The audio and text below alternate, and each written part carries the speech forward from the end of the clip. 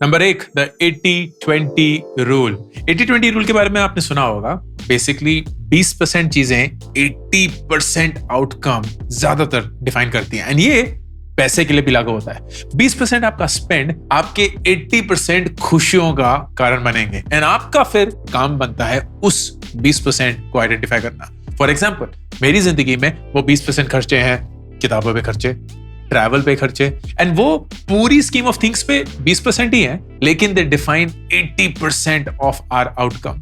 And उन चीजों को प्रायोरिटाइज करना, उन खर्चों को बहुत अच्छे से निभा पाना, बहुत अच्छे से समझना is a great rule to optimise your money outcome.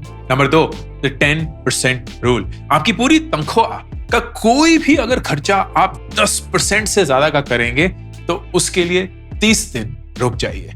तो फर्ज करिए आपकी सैलरी 50,000 रुपए है, अगर 5,000 रुपए यानी कि 10% से ज्यादा कोई भी खर्चा आप करने वाले हैं, 30 दिन रुक जाइए और अपने आप से 30 दिन के बाद पूछिएगा, क्या मुझे वो चीज अभी भी पसंद है, अभी भी चाहिए, अभी भी उसकी जरूरत है या नहीं। ज्यादातर वो शायद नहीं चाहिए होगी। अब ऑफ कोर्स ये हर एक चीज पे लागू नहीं होता। अगर कोई जरूरत की चीज है और आपको वो खर्चा करना ही है तो प्लीज करिए, लेकिन ज्यादातर ये 10% रूल उसके लिए काम आता है जो हमारे अरमान, हमारे ख्वाब होते हैं, एंड हमें लगता है कि यार थोड़ा सा ही तो पैसा है, ले लेते हैं, इतनी मेहनत करी है। रुक जाएंगे ना तो शायद अच्छे से डिसीजन ले पाएंगे। Number 3, the 5-year relevance rule. ये पूछता है कि कोई भी बड़ा खर्चा करने से पहले जो ज्यादातर 30% आपकी तनख्वाह से ज्यादा का हो, अपने आप से ये पूछिए कि क्या ये खर्चा मेरी जिंदगी में 5 साल बाद भी रेलेवेंट होगा या नहीं। एंड इस चीज को करने से ना आप अपने ऊपर एक जिम्मेदारी लेते हैं कि जो भी बड़े खर्चे मैं करूंगा वो मैं इसलिए नहीं कर रहा हूं क्योंकि मुझे उस समय पे चुल मची हुई है कि ब्रो कुछ खरीदते हैं, कुछ करते हैं, कुछ दिखाते हैं। मुझे अपनी जिंदगी को तराशना है, एंड अगर कोई ऐसी चीज मैं कर रहा हूं जो 5 साल बाद भी मेरी जिंदगी में उतनी ही रेलेवेंट होगी जितनी आज है, उसके लिए मैं ऑप्टिमाइज करूंगा वो खर्चा कर। Number 4, the 10-second rule for every 100 rupees. हर 100 रुपए खर्च करने से पहले 10 सेकेंड रुक जाइए। इस रूल का इजाद गुस्से के एक रूल से हुआ है। अक्सर बोलते हैं कि अगर आपको बहुत गुस्सा आ रहा है, आपको पता चल रहा है कि आपको गुस्सा आ रहा है, तो भड़कने से पहले ना 10 सेकंड रुक जाइए, एंड अक्सर उस 10 सेकंड में वो गुस्सा ठंडा हो जाएगा। शायद कारण नहीं हटेगा क्योंकि कारण तो है ही, लेकिन आपका रिएक्शन बदल चुका है। सेम वे, हर 100 रुपए के खर्चे से पहले 10 सेकंड रुक जाइए, एंड अपने आप से ये मत पूछिए कि क्या मुझे ये खर्चा करना चाहिए, क्या ये जरूरी है। वो सारी चीजें तो फिर जिंदगी को बोरिंग बना देंगी। हर 100 रुपए पे अगर आप पूछते रहेंगे तो फिर तो जिंदगी इसी में बीत जाएगी ना। आप सिर्फ 10 सेकेंड रुक कर अपने आप को ऑब्जर्व कर रहे हैं, बस। Think of it like a moment for yourself. तो यूपीआई का पासकोड डालने से पहले 10 सेकेंड रुक जाइए। वो वेबसाइट पे अपना ओटीपी डालने से पहले 10 सेकेंड रुक जाइए। यू विल बी सरप्राइज्ड कि जब हम खुद को एज एन इंडिपेंडेंट ऑब्जर्वर देखना शुरू करते हैं ना, हमारी कितनी गलतियां, हमारी कितनी खामियां हमारे सामने ऑब्वियस हो जाती हैं। Number 5, the rule of 1। ये बड़ा इंटरेस्टिंग रूल है, मेरी जिंदगी में बहुत लागू होता है। जो भी आपकी जिंदगी के इंपॉर्टेंट पर्पसेस हैं, कपड़े पहनना, किताबें, लर्निंग, ईमेल करना, व्हाटएवर द केस में भी, जो आपके मोटे मोटे टास्क्स हैं, उनके लिए ना एक चीज होनी चाहिए, मल्टीपल चीजें नहीं। फॉर एग्जाम्पल, मेरे पास एक कैमरा है, मेरे पास एक माइक है, मेरे पास एक फोन है, मेरे पास एक हेडफोन है, मेरे पास एक चार्जर है, मेरे पास एक स्पीकर है, मेरे पास कुछ टी शर्ट्स हैं, लेकिन लिटरली हर एक दिन के लिए एक टी शर्ट है, हर एक दिन के लिए एक जीन्स या पैंट है, हर एक दिन के लिए एक मोजा है, हर एक दिन के लिए एक कच्छा है।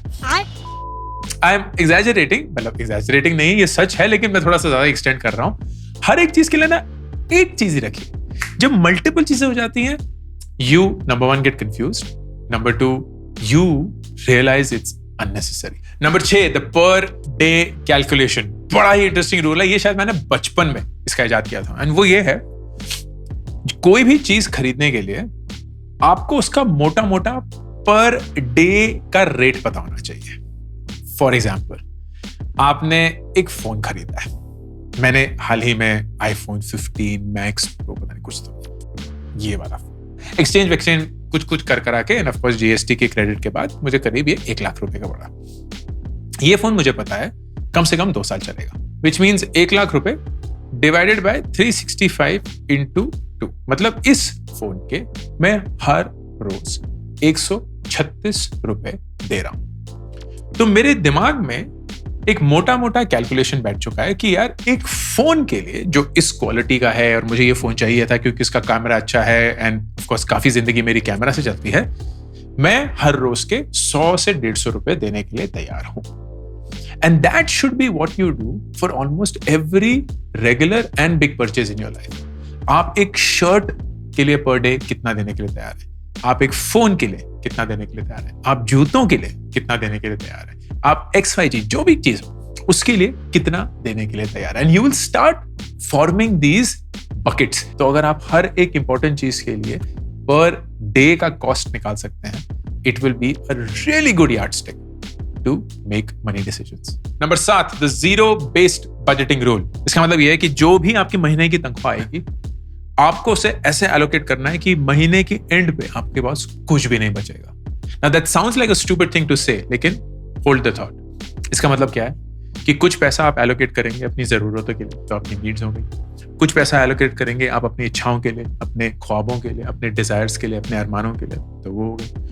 कुछ आप एलोकेट करेंगे अपने इन्वेस्टमेंट्स के लिए, तो वो हो गए। कुछ एलोकेट करेंगे माँ बापा को उनका खर्चा देने के लिए, वो हो गए। कुछ एलोकेट करेंगे अपने इमरजेंसी फंड के लिए, वो हो गए। कुछ एलोकेट करेंगे किसी और रेनी डे के लिए, जो भी है। बट बेसिकली आप हर महीने की एक एलोकेशन करेंगे, एंड वो जो नंबर्स हैं या परसेंटेजेस हैं वो ज्यादा वेरी नहीं करेंगे। ये नहीं होगा कि इस महीने इतना कर लेते हैं, उस महीने इतना। It's like a strict rule कि जब भी वो पैसा आएगा, अगर आपके पास कायदे से 5 बैंक अकाउंट होते ना, तो आप वो पैसा आते ही ठक ठक ठक ठक ठक उन 5 बैंक अकाउंट में डाल देते। वो जरूरतों का बैंक अकाउंट, वो इच्छाओं का बैंक अकाउंट, वो इन्वेस्टमेंट का बैंक अकाउंट, वो माँ पापा का बैंक अकाउंट, वो किसी और चीज का बैंक अकाउंट, एंड मेरे सैलरी अकाउंट में 0 balance. That is the zero based budgeting rule. Number 8, the 10% joy test. बड़ा इंटरेस्टिंग। जब कभी भी आप किसी इच्छा या अरमान पे पैसे खर्च करना चाहते हैं, अपने प्रीवियस इच्छा या अरमान के खर्चे को देखिए और अपने आप से यह पूछिए कि क्या इस नए खर्चे को करने के बाद उस प्रीवियस एंजॉयमेंट से मुझे कम से कम 10% ज्यादा एंजॉयमेंट मिलेगी या नहीं। आई से दिस वंस मोर। आपने फर्ज करिए एक पार्टी अटेंड करी थी लास्ट वीकेंड। इस वीकेंड भी आपके दोस्त बोल रहे हैं चल ब्रो पार्टी करते हैं, and the question you will ask is कि जो लास्ट हफ्ते मजे आए थे, क्या इस हफ्ते की पार्टी में कम से कम उससे 10% ज्यादा मजे आएंगे या नहीं? If not, you will skip it. If yes, you will do it. इसका क्या मतलब? You are maximising your enjoyment, your joy for the same money. आप अपनी खुशी को, जो आपके बेसिकली अरमान का एक आउटकम है, उसको मैक्सिमाइज कर रहे हैं अपने पैसे के थ्रू। वरना फायदा ही क्या? इतनी बार होता है कि आप पैसे खर्च कर देते हैं, यार कुछ मजा ही नहीं आ रहा, तो फालतू पैसे खर्च हो गए। अगर आप इससे पहले थोड़ा सा सोच के इस चीज को आंसर करने की कोशिश करेंगे, शायद आंसर्स एंड एक्सपीरियंस अलग निकले। Number 9, the two fast rule.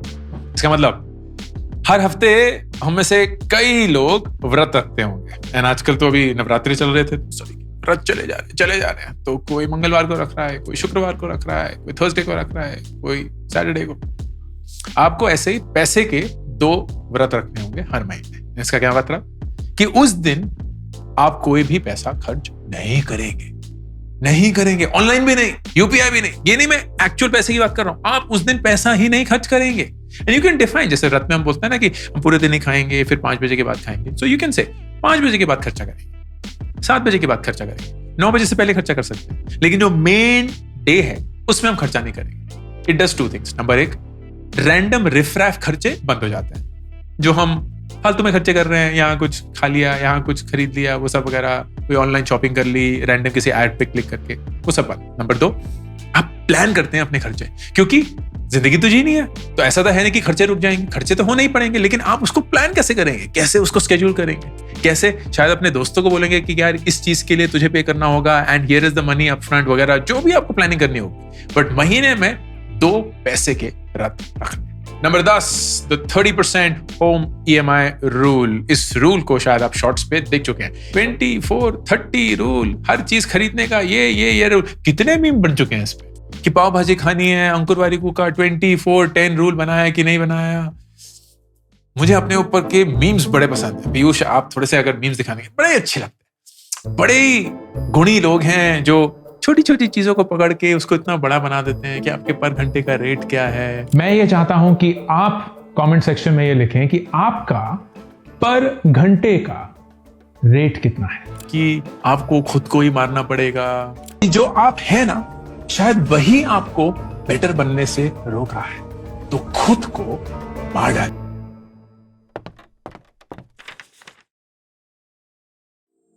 Anyway, ये रूल ही बोलता है कि जब कभी भी आप अपनी जिंदगी में घर खरीदेंगे, एंड भगवान करे कि आप जल्द ही जल्द खरीदें, लेकिन ज्यादा जल्दी भी नहीं, वो भी एक मीम है, छोड़िए।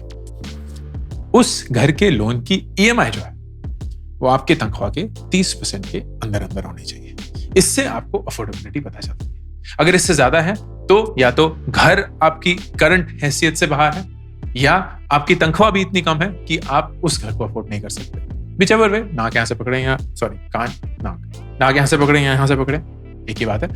बेसिकली वो घर आपके लिए अभी नहीं है, and this is a good rule for you to keep yourself in limits. Number 11, the 30-day wish list strategy.